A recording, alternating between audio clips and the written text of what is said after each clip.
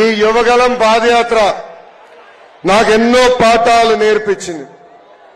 నాయకుడు అనే వ్యక్తి ఎంత బాధ్యతతో ఉండాలో నేను తెలుసుకున్నా.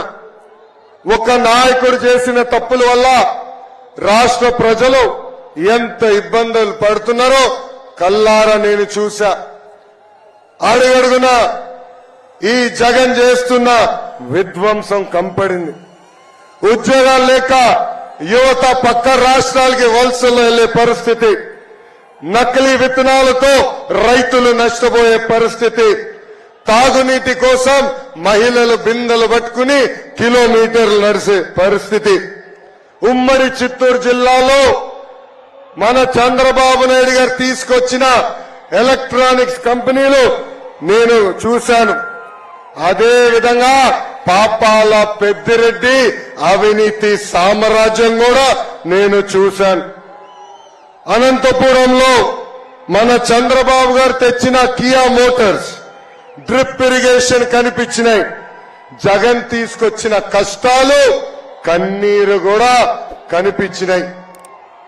ఉమ్మడి కర్నూలు జిల్లాలో చంద్రన్న తీసుకొచ్చిన airport, mega seed park, mega solar park, cement ఫ్యాక్టరీలు, తాగునీటి ప్రాజెక్టులు, సాగునీటి ప్రాజెక్టులు కనిపించినాయి.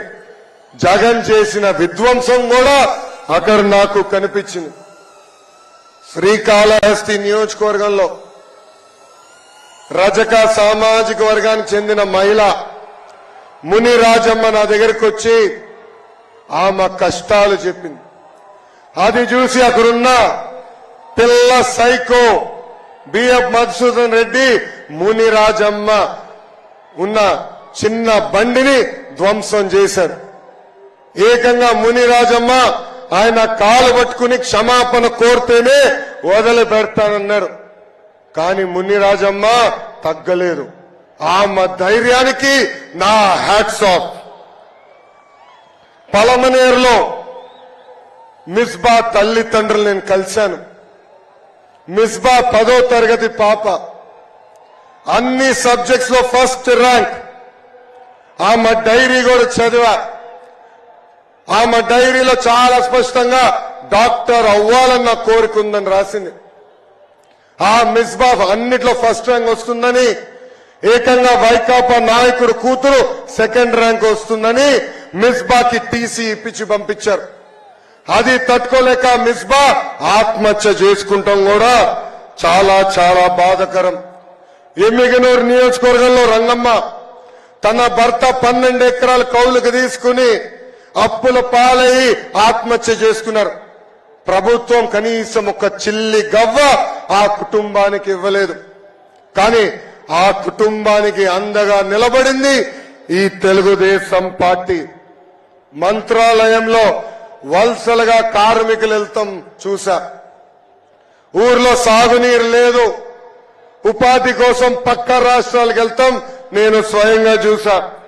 ఇంకా ఆలూరు నియోజకవర్గంలో తాగునీటి సమస్య తీవ్రంగా ఉంది. అక్కడున్న మహిళలు బిందెలు పట్టుకుని కిలోమీటర్లు నడుస్తాం నేను స్వయంగా చూసా. ఈ సమస్యలు ప్యాలెస్ లో ఉన్న ప్యాలెస్ పిల్లి జగన్కి కనపడదు. గంగాధర్ నెల్లూరు నియోజకవర్గంలో చివరి గ్రామం రాత్రి నైట్ హాల్ట్ ముందల ఆ గ్రామంలో మోహన అని ఒక తల్లిని కలిసా. 35 సంవత్సరాలుగా అక్కడనే కూర్చుని బోండాలేస్తున్నామా. ఆ తల్లిని అడిగా, ప్రభుత్వం నుంచి మీరేం ఆశిస్తున్నారని. అప్పుడు ఆ తల్లి అనింది, 35 సంవత్సరాలుగా రూపాయి జమ చేసి 2 బిడ్డల్ని చదివించాను. ఆ 2 బిడ్డలకి ఉద్యోగాలు కల్పించండి బాబు, నాకు ఎలాంటి సంక్షేమ కార్యక్రమాలు అవసరం లేదని. పెనుకొండ నియోజకవర్గంలో నేను పాదయాత్ర చేస్తుంటే పద్మావతి అని ఒక చెల్లి పరిగెత్తుకుంటూ నా దగ్గరకు వచ్చింది. రా చెల్లమ్మ ఫోటో దిగుదాం అంటే, నాకు ఫోటో అవసరం లేదు, చంద్రబాబు నాయుడు గారికి థ్యాంక్ యూ చెప్పండి అని.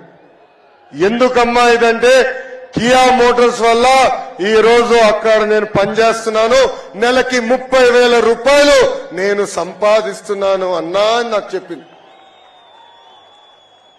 పద్మావతి చెల్లిని అడిగా, చెల్లమ్మ కియా మోటార్స్ రాకుండా ముందలా ఏం చేసేవాడిని?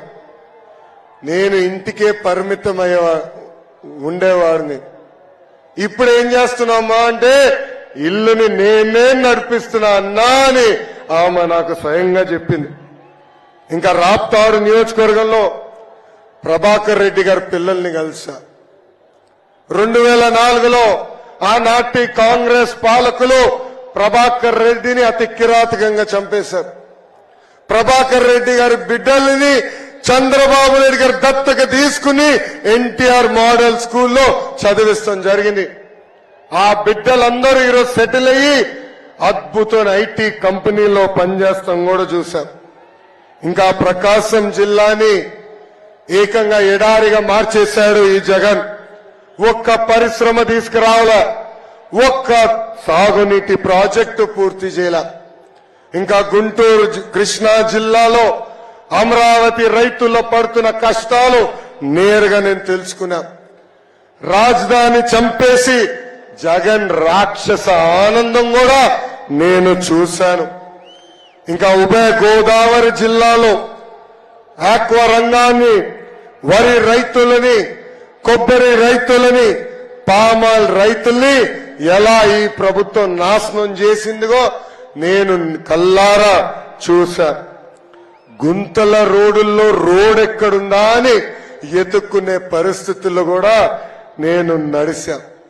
అందుకే రాయలసీమ ప్రజలు పడుతున్న కష్టాలు చూసి ప్రత్యేకంగా మిషన్ రాయలసీమ అని ఒక డిక్లరేషన్ ఇచ్చాను. పెండింగ్ లో ఉన్న సాగునీటి ప్రాజెక్టులు యుద్ధ ప్రాతిపదికంగా పూర్తి చేస్తాం. హార్టికల్చర్ హబ్ గా, స్పోర్ట్స్ క్యాపిటల్ ఆఫ్ ఇండియాగా, ఆంధ్ర రాష్ట్రానికి మ్యానుఫ్యాక్చరింగ్ హబ్ గా రాయలసీమని తీర్చిదిద్దుతామని హామీ ఇచ్చాము. ఇంకా ప్రకాశం జిల్లాని ఫార్మా హబ్ గా కూడా చేసే బాధ్యత మన ప్రభుత్వం తీసుకుంటుంది. ఆక్వా రైతుల్లో పడుతున్న కష్టాలు నేను తెలుసుకున్నా. ఆనాడు చంద్రబాబు నాయుడు గారు చాలా స్పష్టంగా చెప్పారు, జోన్ నాన్ జోన్ కి సంబంధం లేకుండా యూనిట్ కరెంట్ ₹50 ఇస్తామని హామీ ఇచ్చాం. ఇంకా ప్రజా రాజధాని అమరావతి కూడా పూర్తి చేసే బాధ్యత మేము తీసుకుంటాం. ఉభయ గోదావరి జిల్లాలో వరి, ఆక్వా, పామాయిల్, కొబ్బరి రైతులకి గతంలో ఎట్లయితే ఆదుకున్నామో అదే విధంగా ఆదుకుంటామని ఈ సభాముఖంగా హామీ ఇస్తున్నాం.